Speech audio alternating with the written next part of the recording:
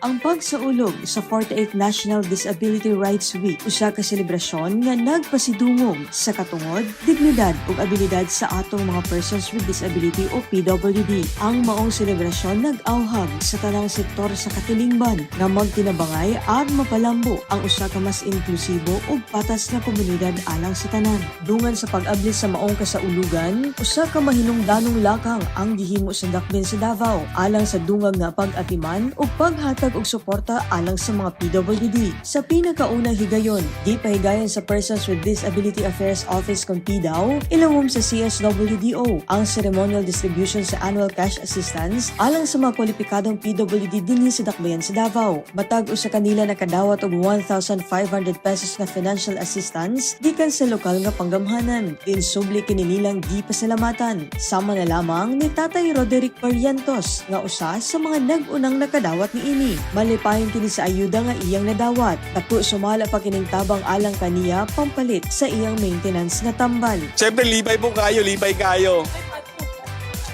Nalang ko pampalit tambal og pagkaon. Daghang salamat kayo sa City Government of Davao. Usasab sa mga nakadawat ni ini, si Kayla May Fernandez gikan sa Barangay 2A ning Dakbayan. Kauban ni ini ang iyang inahan nga si Nanay Jenny Fernando sa pagkuha sa ayuda. Sumala pa ni Nanay Jenny, ila kining ipamalit sa kinahanglanon ni Kayla. Pasalamat jud ko sa City Government of Davao, pati kay Attorney Redindo nga naaprubahan na jud ang kuan sa mga persons with disability annual. Iyahan man jud ning paliton sa iyahang panginahanglan pod.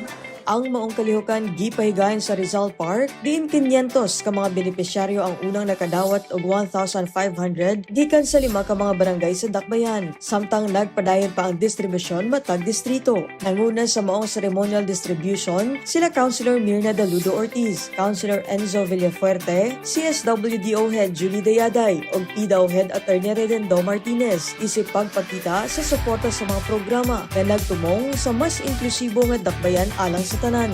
We are taking a major step forward to create an environment where everyone, regardless of ability, can thrive, contribute, and be heard. Kabahin kini sa implementasyon sa City Ordinance No. 049-25 Series of 2025 nga naglatid sa tinuig nga pinansyal nga tabang alang sa tanang kwalipikado nga PWD sa Dakbayan. Padayon sab ang lokal nga panggamhanan sa pagpanday og mga pulisiya alang sa mga PWD nga sila mahatagan pa og programa nga makatabang sa ilang panginabuhi. Ipila lamang dinhi ang paghatag og trabaho sa mga senior citizens ug mga hard-hearing persons og free movie passes matag adlaw Lunes. Gilauman nga mokabat sa 35,806 ka mga PWD ang makabenepisyo sa maong programa nga nagpakita sa padayon nga pagpaningkamot sa lokal nga panggamhanan sa pagpalambo sa kalidad sa kinabuhi sa mga PWD ug pagpalig-on sa laing katungod isip kabahin sa komunidad. Potpot Maranyon, Madayag, Davao.